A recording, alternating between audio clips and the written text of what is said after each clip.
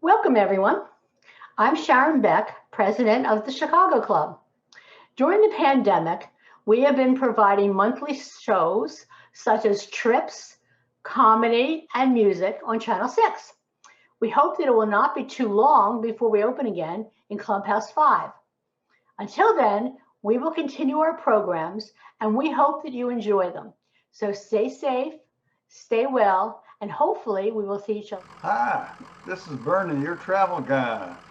Listen very closely and you will hear a sound that is music to my ears.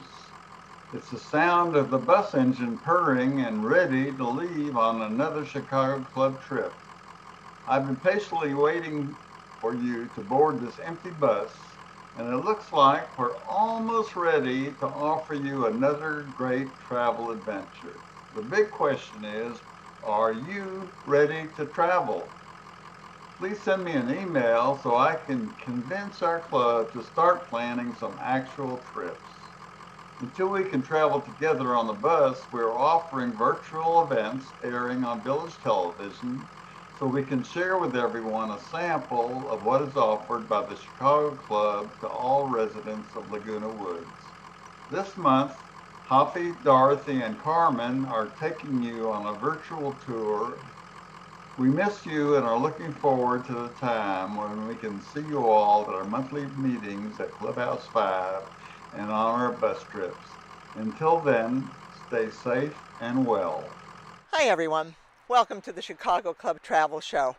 We're so happy you've joined us today. It's August, and in our continuation of finding great places for you to visit, we are here in Pasadena this morning. It's pretty warm, but we have a great day planned for you because we're in Pasadena. Now I know we usually stay close to the Laguna Woods Village, and today we're 65 miles away, but trust me, it's worth the drive because we're going to show you so many beautiful things. Now when you say Pasadena, everybody thinks the Rose Parade. Everybody thinks the Rose Bowl, football. And even if you're a space geek, you may even think of JPL. But today it isn't about those. Their heritage is great and the treasures are wonderful. But we're going to show you some of the beautiful unknown sights of Pasadena and the surrounding area for you to enjoy. We're standing in front of a pretty famous building, and we're also on Orange Grove Boulevard. And you all know what Orange Grove Boulevard is. It's where the Rose Parade starts. But there's no parade today, but this is as close as we can get. So I'd like to introduce Hoffy, our tour guide for the day, and we're starting here at the Tournament of Roses house. So here's Bill Hoffman. Thank you, Dorothy. Hi, Chicago Club. How are you? You know, I grew up in South Pasadena and I love this area, but I didn't realize, because I was just a high school kid, how much beautiful architecture and history is in Pasadena. Pasadena started as a resort community for people from Indiana who wanted to escape the bad weather. They came out to the San Gabriel Valley, and even in the winter it was warm, and it became a health resort. They built some very large hotels like the Raymond Hotel and the Green Hotel. People suffering from rheumatism and other diseases found the gardens out here absolutely beautiful. So Pasadena was incorporated actually in 1886. So then a lot of wealthy people started building large mansions up and down Orange Grove in the late 1800s, and this area became known as Millionaire's Row. We'll take a look at the Wrigley Mansion, talk about a millionaire. It's a beautiful Beaux-Arts Italianate building, and that's where they crown the queen and the court for the Tournament of Roses. This was just one of the many, many mansions on this beautiful street. I actually think Orange Grove is one of the most beautiful boulevards in the United States. So then what happened was in the early 1900s, a group of artists and architects discovered a movement called the Arroyo School, and they started building beautiful craftsman architecture. And Pasadena became ground zero for the Craftsman Bungalow. And we're going to see the two most beautiful bungalows, the Gamble House and the Blacker House. This movement was a reaction against the industrialization that was happening throughout the world. These craftsmen wanted to build their own furniture, designed their own tiles, and they did a beautiful job. So we will see some of these craftsman bungalows. But Pasadena is not done yet.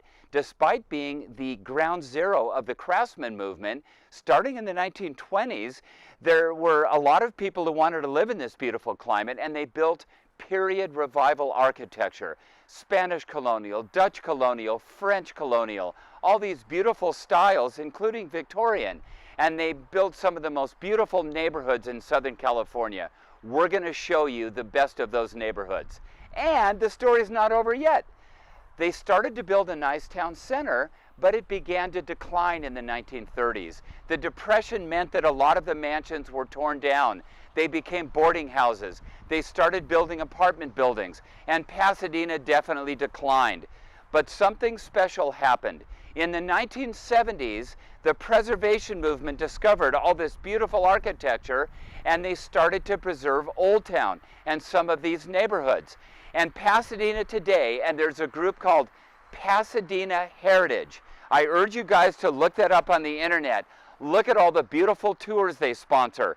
So Pasadena, believe it or not, now has 17 historic districts, and that's because of the preservation movement. And I believe that Pasadena's town center was the earliest and the best town center in Southern California. So we're going to tell you the story of Pasadena that a lot of people don't realize. So I hope you enjoy it, because we're going to have a lot of fun. Okay, thank you. Full Orange Grove Boulevard. It's got the magnolia trees. It's got the magnolia trees and all these palm trees and those beautiful globe street lights. This is where, as we said before, they crown the queen. But it's just a beautiful street. But if you come to the Rose Parade, it's so fun to walk up and down this street on January 1st, because all the floats are lined up on the street. And you can walk up and down and see the floats and interview the movie stars and talk about the people who are going to be on the floats. It's so much more fun than being in the stands. And it all happens on Orange Grove Boulevard. Okay, Pasadena was really known, it became famous as a health resort because of its gardens. Look at these palm trees. Many of them are over 100 years old. We have queen palms, king palms. The palm trees in the background there, the tall ones, are Mexican fan palms. You can see those in the background. And then if you pan over to the right, you will see Canary Island palms. And you'll also see some sago palms. But the interesting thing is, there's only one native palm tree in California, and that's the desert fan palm that you see in Palm Springs and the upper Mojave Desert and the Colorado Desert. But what would Southern California be without palm trees? The only criticism is they don't provide a lot of shade. One thing that's very unique about the homes, particularly on Mansion Row, is a particular characteristic right here. This looks like it would be a motor court, but it's not. When these buildings were built, this is where the horse and buggy would pull in. So they would come up to this area and unload their guests, and then the guests would enter to the main entrance from here. So this was for the carriages and the horses. So when the guests were unloaded, then they would proceed, and that building right there is considered the carriage house. And that's where they would put the carriage, and the horses would be stored outside. And you're going to see that throughout the day, because when these houses were built in the 1800s, guess what? There weren't any cars. So today it looks like it would be a carport or a motor court, but it's not. When it was built, it was the carriage house, and it was where the carriages would offload with their guests.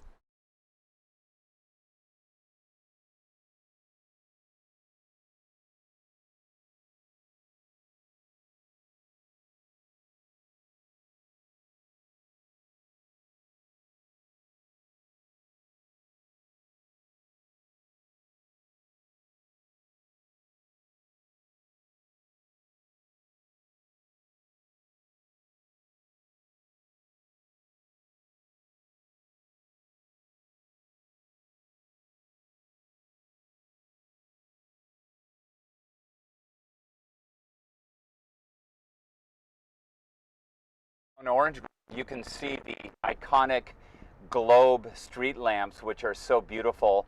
You can see the magnolia trees interspersed with palm trees. And this beautiful straight street is where all the floats line up on January 1st. And this is where the Valley Hunt Club is, where the first Rose Parade happened. So Grand Avenue is actually the second Millionaire's Row. Over commercialized with a lot of apartments. So this, by the way, is the Justice Foundation, and we're coming upon a really spectacular building. And by the way, the trees in Pasadena are so beautiful. This used to be a hotel right on the Arroyo Seco, and then they converted it to an armory in World War II, and now it is a court of appeals for the federal government. And you can see it's quite a spectacular building. It's got a Mission Revival top with some Art Deco features with the banded mosaics with the zigzags at the top. A very spectacular Court of Appeals building. So Grand Avenue is kind of like Orange Grove, but it's less overdevelopment. So we're going to take a look as we cruise down. There are some hedges that are going to prevent some viewage, but there's some big homes back here.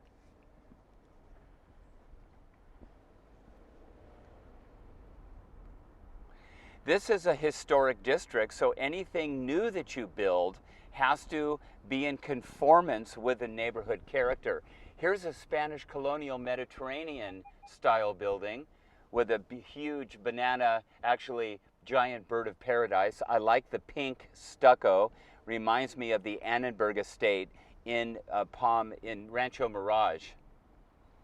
And here is a real jewel coming up. This is part of the period revival architecture of the 20s. Take a look at this beautiful building. This is a French colonial with a steeply pitched mansard roof.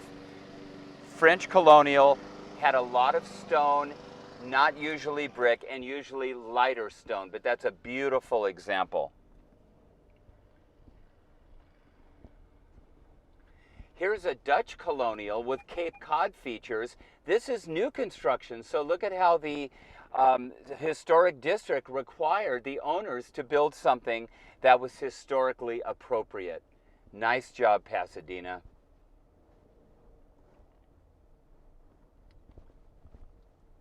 Here is probably a 1920s colonial home, portico with a rounded portico with Doric columns.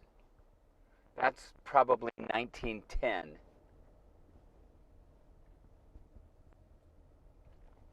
Here's a smaller, almost prairie-style home, and there's a very interesting home coming up. It's kind of a composite bungalow with some Victorian features, including a bay window. So as you can see, Grand Avenue really rocks. So here we are on our way to the Rose Bowl on Arroyo Boulevard, and this is right on the Arroyo Seco, and there's some beautiful architecture from the 1920s here, including the home of Ernest Batchelder, who did the famous Batchelder tiles. So this is a delightful wooding. There's a lot of oak trees. It's very shaded, and the Arroyo Seco is to our left.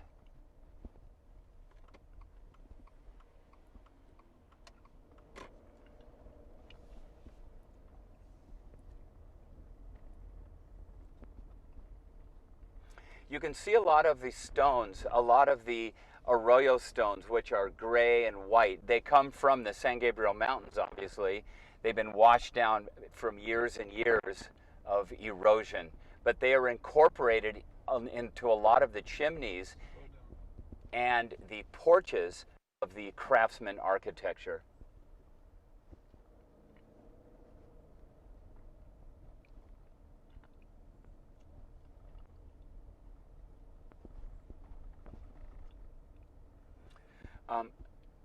Coming up here, you're going to see a common theme. I want you to take a look at these two columns with the very popular in Pasadena, these Craftsman lamps. There's a place called Judson Studio and the Arroyo Group, which makes these beautiful furnishings for people who want to keep the tradition of craftsman architecture alive. Here's a beautiful little Spanish colonial home, and next to it is an English cottage home with the steeply pitched gables. Colorado Street Bridge. And here we are in a bungalow court. This is absolutely appropriate. You can see these little craftsman bungalows in a court style with a shared common green area, which is fantastic. There are probably 20 preserved bungalow courts in Pasadena, and this is one of the best. There's also a few in Altadena. But you can see the homes are quite small, but you can see the arroyo stone. Everybody has a front porch. They have a common play area. So the bungalow courts are really a special treasure, typical of the 1920s and actually before in Pasadena architecture. There's a really great view of the Colorado Street Bridge. Sadly, it was named Suicide Bridge for obvious reasons. They put a fence up to deter possible suicide attempts. But this is a cool park they built with a drought-tolerant landscaping and a bench area. And very appropriately, you can see that they've planted these Palo Verde trees with the yellow flowers, which is a native to California, as well as the oak trees. So this is, once again, Pasadena does it right, in my opinion.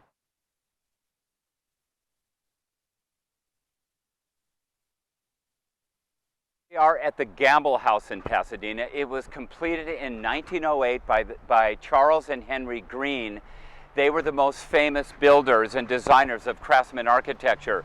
And you can see the woodwork involved. You can see the projecting eaves. You can see up above in the chimney how it has some decorative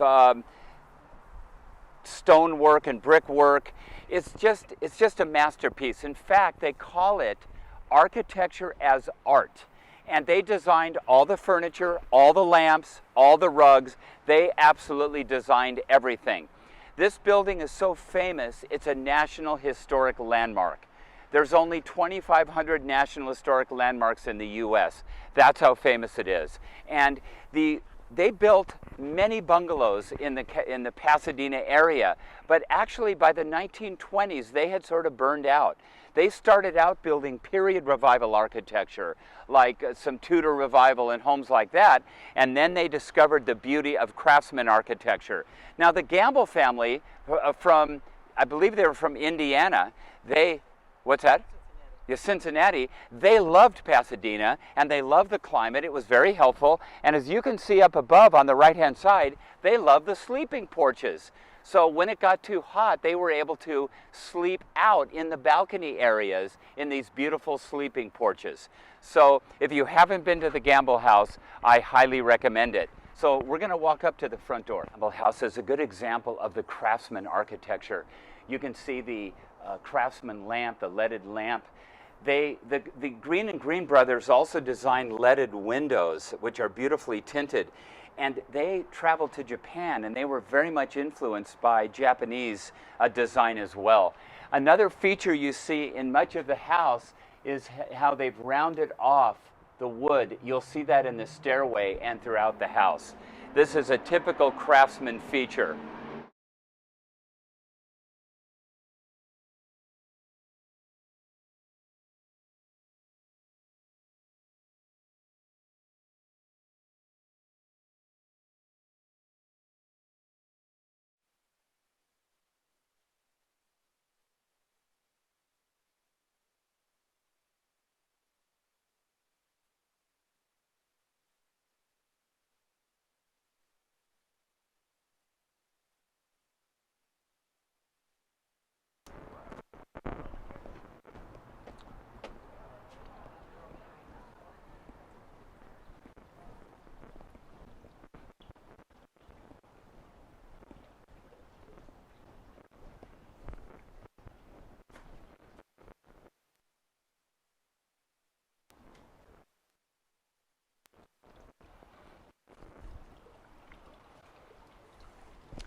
The word bungalow actually comes from the Hindi word bangala, which means well-ventilated cottage.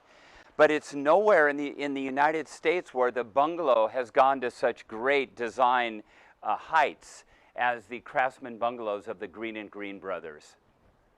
This is a good place to see the sleeping porch and how they contoured the eaves, projecting eaves to make it more decorative. Absolutely beautiful. Some people, when they tour the house, are surprised that it's kind of dark because they didn't have really, the lamps weren't very powerful in those days. And many Craftsman homes were kind of dark actually, but very, very cozy. They were meant in a sense to blend in with nature. Some of the Craftsman bungalows have beautiful tiles called Batchelder tiles that decorated the chimneys and the fireplaces. And by the way, you can go online if you want to see the inside of the Gamble House. Go to gamblehouse.org on the internet and take the virtual tour.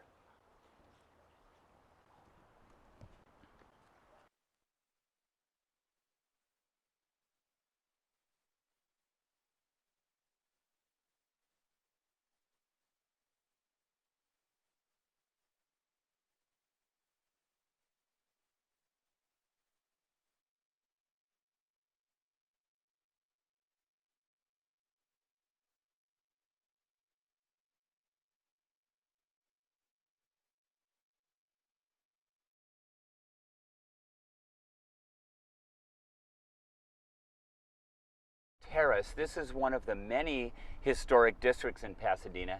This is a beautiful home. This is a Victorian home. It's got some Queen Anne characteristics. Take a look at all the spindle work and all the tremendous surface detail. They look like fish scales. Victorian architecture was right at the turn of the century, and the next period was Craftsman, followed by period revival. So this is a great example of Victorian architecture, mostly of wood. And as we cruise down, the Green and Green brothers built 6 homes on this street. And we're going to take a look at several. Here is one they did not design. This is a Dutch colonial, a beautiful home overlooking the Rose Bowl. Now on the corner is a good example of a Craftsman bungalow. You can see the pergola, you can see the projecting eaves, a sleeping porch, a well-ventilated Craftsman bungalow, one of their largest actually. Now they used a lot of stone and brick, and you can also see the Craftsman lamps that are hanging down, but we're going to come upon some arroyo stone pathways and walls that were incorporated into the Craftsman look. So these were taken from the Arroyo Seco and they were incorporated into the porches and the walls. Another thing the Green and Green brothers did is they used clinker bricks. These are bricks that were deformed. They were overbaked in the factories, but they were so interesting that the Green and Green brothers liked using them. And here you can see they're incorporating them with the Arroyo stones. And by the way, look at this beautiful door to actually to a garage. And all this architecture was from 1905 to 1915. So we're going to take a look at this Arroyo stone work, and the best example of the clinker brick is coming up, where on one of their homes they built this massive with Arroyo stones. So here it is. I'd like to have this in my front yard. All the neighbors would be jealous. So this is the clinker brick look.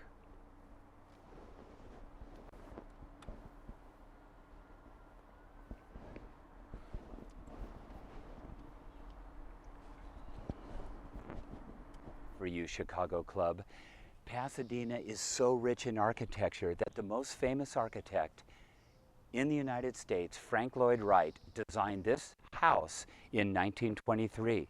It's called the Millard House, or La Miniatura. And as you can see, this is his textile block period. What he did was he took concrete blocks and made a special design and recreated them and built the house out of textile blocks. You will also see this at the Hollyhock House in Hollywood, as well as the Innes House. Frank Lloyd Wright only built about 5 houses in the Southern California area, and this beautiful design is one of them.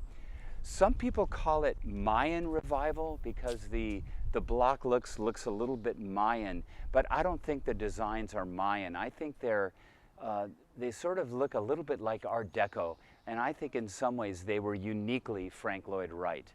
But this is a private home. You can't get inside, but it sits on the Arroyo Seco and is truly a jewel. Prospect Street, it's a beautiful historic district. I love it for the camphor trees. I've never seen such a tree canopy anywhere in Southern California. These camphor trees touch at the top, forming this beautiful green room. And Pasadena, this neighborhood, is over 100 years old, which explains the size of the trees.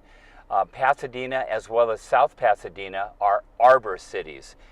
You can't tear down a tree unless you get a permit. And in this hot climate, it's wonderful to have this green room. Orange County is a relatively new county, at least many of the cities, so we don't get this tree canopy coverage. I will say, however, the village, Laguna Woods Village, has some beautiful trees and beautiful landscaping, much better than many parts of Orange County. Prospect Historic District has some of the most beautiful architecture. This is a Spanish colonial home from the 1920s. Right next door is a craftsman bungalow. However, it has a brick porch, which is quite unusual and probably an add-on. Here comes another large craftsman bungalow. This one has been stuccoed.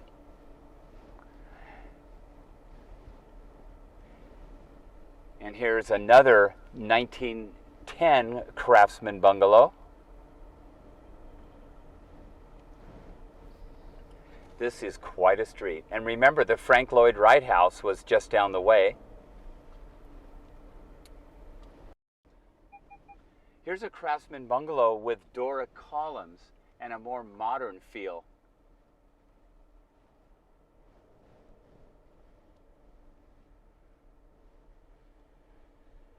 There's another craftsman bungalow. Here is a more modern. This is probably 1915 to 1920. You can see the windows are a lot more modern. It was probably remodeled because of the historic district. They required them to have more of a prairie style look. Here's more of a French style with a steeply pitched roof, and the stucco plaster siding is quite nice. Here's an English cottage with a beautiful double dormer window. And here's a Mediterranean style with a rounded entryway. Oh, nice Spanish colonial, but this one has the second story balcony, which makes it a Monterey style. The Monterey second story balcony was so prevalent that they named it Monterey style.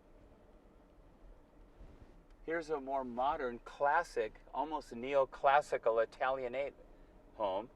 If you don't know what the style is, I suggest you make it up.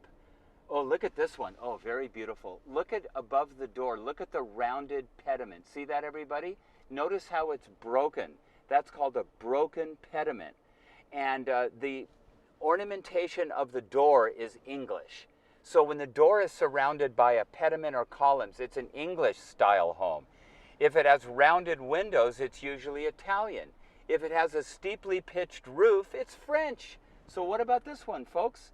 Look at the pilasters surrounding the door. That's clearly English. Now I have a real treat for you. This home is a very rare style in Southern California. This is a classic Georgian style home. Look at this beauty. Up at the top, you can see the balustrade or little gateway, the fencing. You can see the triple dormer windows, and look at the pediment around and the surrounding the door. And look at right above the door, you can see the fan light. That is typically English. Remember, embellishment of the door surrounded by columns and a pediment, the triangular pediment up above, and the fan light is typically English. This is a very rare home for Southern California. I would guess it's 1920. Look at the brick coins on the corner. Those are called coins, and they were established during the Renaissance. That's a good Scrabble word, by the way. Quoins. What a beauty. Jackie and Mac Robinson, who grew up in Pasadena, they were civil rights leaders, and of course Jackie Robinson was famous as the first African American to play in the major leagues. Just a wonderful ball player. And what I respect about his life is he became an advocate for civil rights the rest of his life. My mom went to UCLA at the same time that Jackie Robinson did. So these beautiful bronze sculptures are actually 2,700 pounds each. And these are two heroes of Pasadena. Pasadena City Hall, it was featured in the TV program Parks and Rec. It's one of the most beautiful city halls in the United States. It was modeled after a church in Italy. This is Italian Renaissance style. Remember that the Renaissance style brought back some of the architectural elements of Greek and Rome, but they embellished them with statues and all sorts of ornamentation that wasn't used in the Roman and Greek period. But this is a beautiful city hall.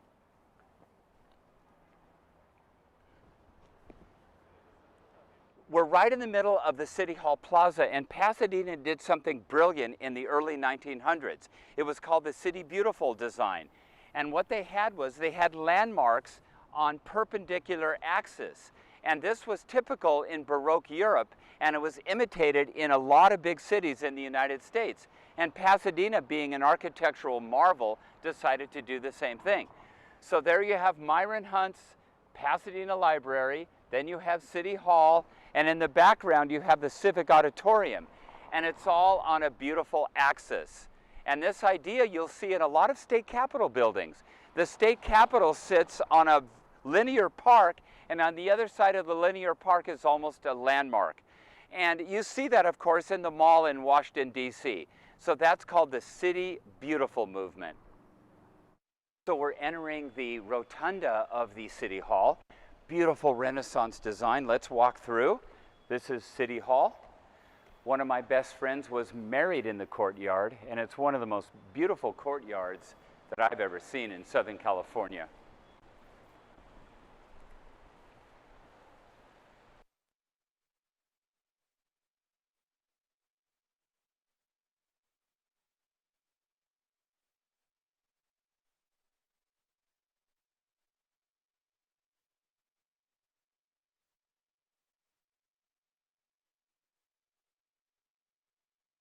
This City Hall area had to be seismically retrofitted because in 1920, when this was built, there weren't the earthquake codes that there are today.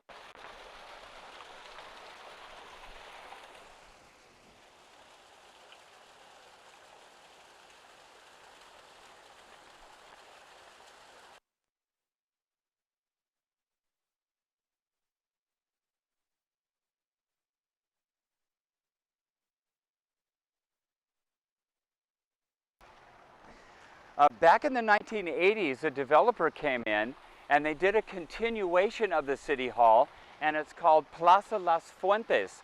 So let's walk through here, and what the architect and developer did is they continued the rounded Roman arches, but they continued it with a beautiful walkway all the way through to a series of restaurants and beautiful tile work. So this was a way to open up City Hall and make it more pedestrian friendly. It's a beautiful area to walk. It's often quite calm, but because it's off of Colorado Boulevard, it doesn't quite get the pedestrian use that it could. Plaza Las Fuentes. Fuentes means fountain. So as we look through the City Hall, you can look at this straight line, this perpendicular line, which was typical of European Baroque planning. And that was very popular in the early 1900s in cities across the United States. Here we are in Old Town Pasadena, and it's a really famous old town for lots of reasons. Number one, instead of tearing down all the buildings and building surface parking lots, they put parking structures around Old Town so they didn't have to tear down these beautiful buildings. So you can see that the buildings come all the way up to the sidewalk, and it makes for a better pedestrian environment.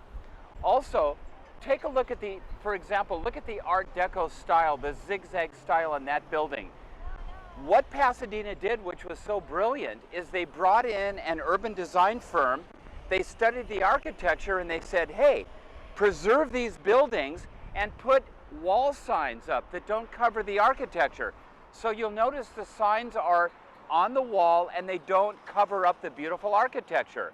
So they were able to preserve the architecture but move in nice retailers. Like, look at that Italianate building right there next to the Art Deco. That's what's fun about Old Town. So you notice that there's really no surface parking lots. The sidewalks are wide, there's nice street trees, there's good window shopping. This is the best Old Town or town center, really, of any community in Southern California. And there's a group of people called New Urbanists who want cities to be good for pedestrians and not just cars. They point to Pasadena as a wonderful success story. So here we are. The sidewalk is about 14 feet wide, which is perfect for strolling. And another thing Pasadena did is that they studied their alleyways, and this urban design firm said, hey, let's preserve the alleyways. So what they did is they brought in some nice landscape architects. They put in beautiful planters, nice umbrellas where people can be comfortable out of the sun, and they made the alleyways come to life. You can see they have beautiful plantings, they have statuary. Here's a coyote.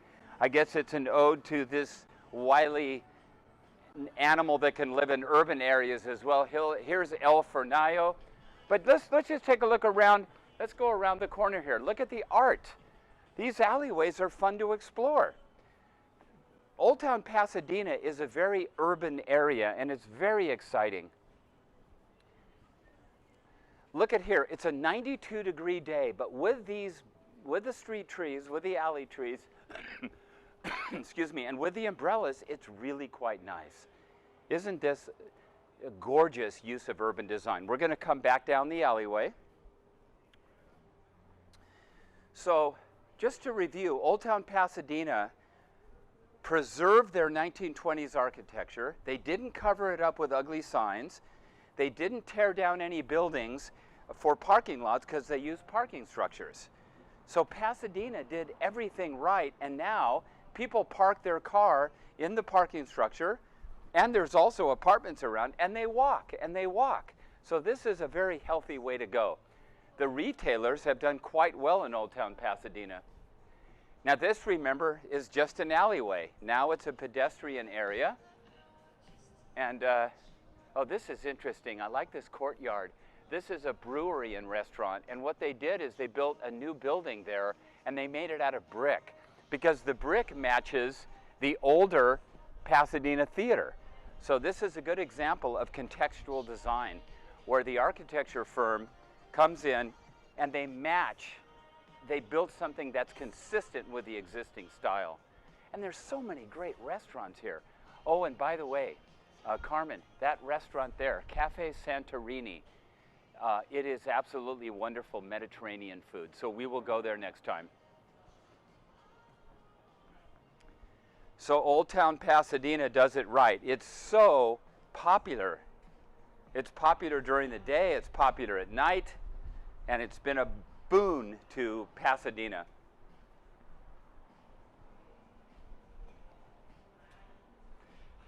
So on both sides of Colorado, you'll see these wonderful alleyways, and each one has their own street furniture, sculptures, and landscaping. Buildings in Old Town Pasadena, it's a good example of Art Deco architecture. It's the Forever 21 building. But take a look up at the top how it looks like a pyramid or a ziggurat. That was very popular in the 1920s, and that comes from the New York zoning laws, which says as a building gets taller, it's got to get narrower to let the sun in. Now, you don't really need the sun coming in here, but it just became a popular style. This building also has these vertical piers, and those vertical piers are typical of Art Deco architecture. So this is a classic example of the Art Deco style, and it's found here in Old Town. Colorado Boulevard, and I want you to notice something. There's a continuous row of buildings, and you notice how the signs don't cover up the architecture. That's part of the design guidelines. They don't allow plastic signs. They only allow wall signs or projecting signs.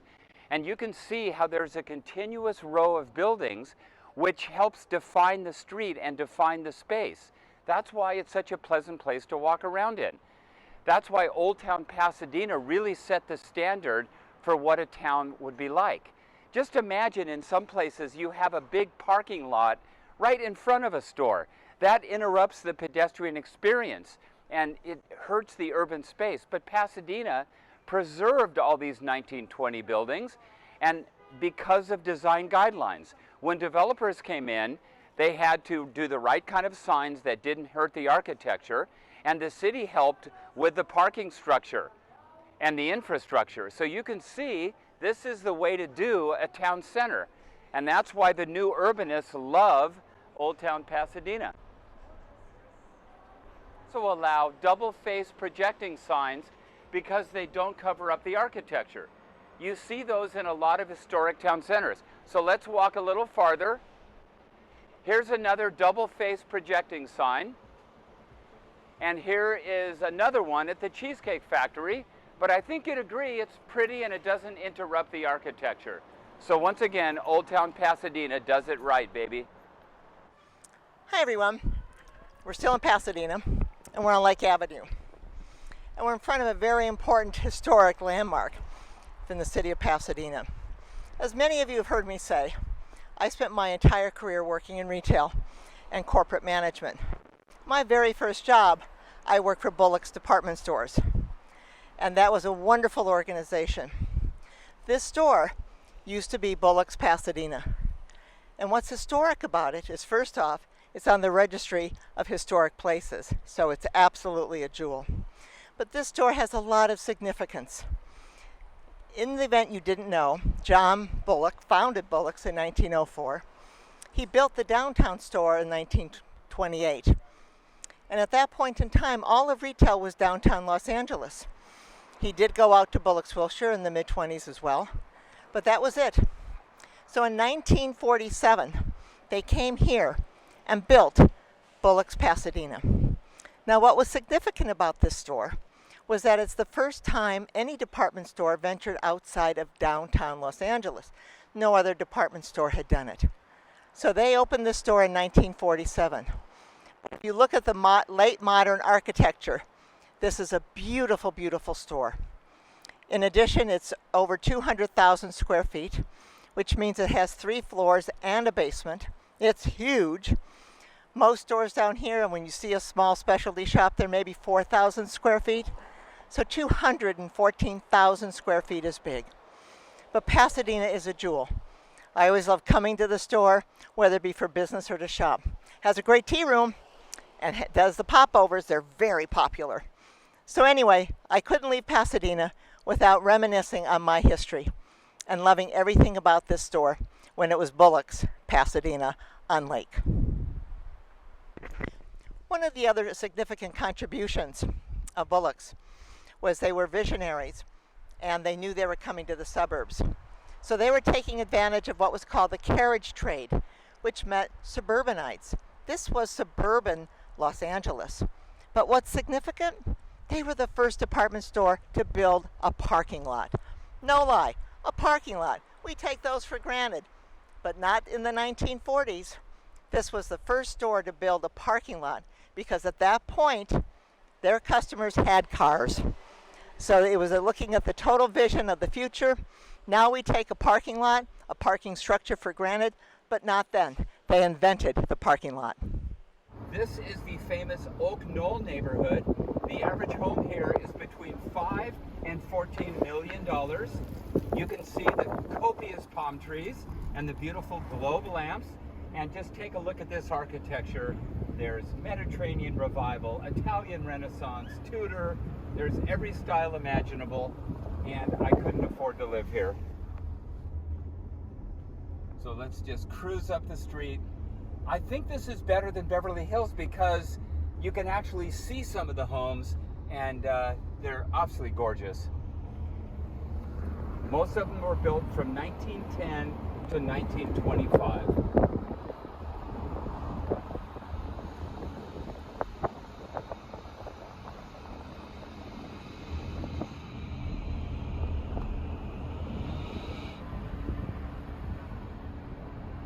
We are again in the Oak Knoll neighborhood. There's a beautiful Georgian-style Mediterranean home, and here's a beautiful Spanish colonial. That's my weekend abode, and we're going to make a left turn here. And you can see the street trees of Pasadena are keeping the temperature to a cool 92 degrees, but outside in the sun it's 100 degrees. Welcome to Pasadena in August. So this neighborhood, the Oak Knoll neighborhood, is one of the 15 historic districts in Pasadena. So I think they'll get a kick out of some of these homes. Look at that beautiful Spanish colonial.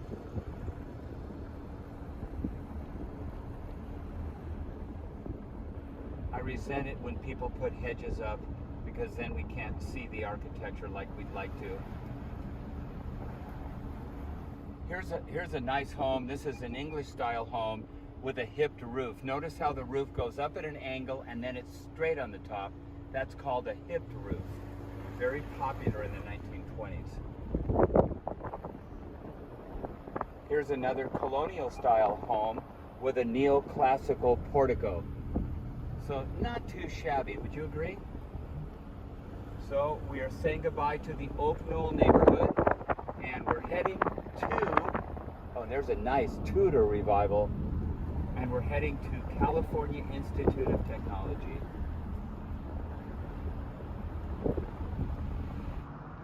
Okay, here we are in the beautiful Oak Knoll neighborhood, which borders San Marino. It has some of the most gorgeous architecture in Southern California. Wallace Neff, Silvus Marstanis built homes here, and as we pan around, you can see the beautiful palm trees, crepe myrtle, but here is the piece de resistance, the 1907 Blacker House. The Blacker family was a lumber baron company, and the Green and Green brothers built the most lavish of all the California bungalows. You can see there's actually a bay window there. You can see the sleeping porch and the exposed rafters, the very elegant porte cochere with the clinker brick. Green and Green brothers used some very exotic woods inside here. The entire home and all the furniture was designed by the Green and Green brothers. Teak and mahogany and other exotic woods. So this is considered the most lavish of the craftsman bungalows, although the Gamble House is the only National Historic Landmark. Okay, Chicago Clubbers, here we are at California Institute of Technology, Caltech, opened in 1891. It's one of the most famous research institutions in the world. And by the way, the scientists who started Jet Propulsion Laboratory first worked here. I love the architecture. This architecture is done by Bertram Goodhue. You can see that he has some Spanish colonial influences, but there's definitely some modern lines. And if we look at the domes, we can see some Art Deco details. So Bertram Goodhue, let's walk through them all a little bit. Bertram Goodhue was the architect in the early 1900s. They wanted to bring sort of a Spanish modern look to the campus, and he built what they call the Bechtel Mall. And he brought some beautiful Spanish colonial imagery along with some Art Deco influences and built this beautiful mall. And he did the whole plan for the campus of Caltech. Remember, it was Bertram Goodhue who designed Balboa Park. And he also did the LA Public Library. But you can see there's a certain elegance to the rounded Roman arches. There's a lot of Spanish colonial and Art Deco plaster appliques and designs, which add some flavor to the area. And it's just a beautiful campus, as well as doing fantastic research. But architectural purists are disappointed about one thing. Back in the 60s, they decided to build the Millikan Memorial Tower right in the middle of campus. And what an eyesore. I'm sure there's great research that goes on there, but it totally ruined Bertram Goodhue's plans, and they had to tear down an auditorium. This is an example of the Goodhue. He loved the Art Deco and the designs that come sort of from Spain and Mexico that he put on the side of these large stucco buildings. So he provided some nice ornamentation. So they give tours of Caltech monthly. It's an architectural gem. The Beckman Auditorium by Edward Durrell Stone. It was built in 1964. So let's come and take a look. It's right in the middle of the Caltech campus. A lot of architectural historians call it a modern interpretation of a Roman temple. And there it is. You can see it almost has an Islamic look with the projecting roof and then the supporting columns. And I like the crisscross pattern, and I think the lamps are really interesting. So this is a fascinating building on the Caltech campus, Edward Durrell Stone. You can see it certainly doesn't match the modern Spanish interpretation of Bertram Goodhue. And then if we pan off to the right here, we can see unpainted concrete. That's an example of 1960s academic brutalism. This is typical in the 60s when they would make large buildings of concrete unpainted. So this is an example of what architectural historians call brutalism. But I hope you've liked taking a look at the Beckman Auditorium. Thank you, everyone, for joining us today. I hope you had such a great time. We did. The treasures of Pasadena are unbelievable. And there's so many points of history, so many beautiful homes. It just doesn't end. Unfortunately, our show has to end. But remember, Pasadena is famous for its Rose Parade. Pasadena is famous for its football game on January 1st. So until next time, here's my rose. I'm going to the parade. Bye.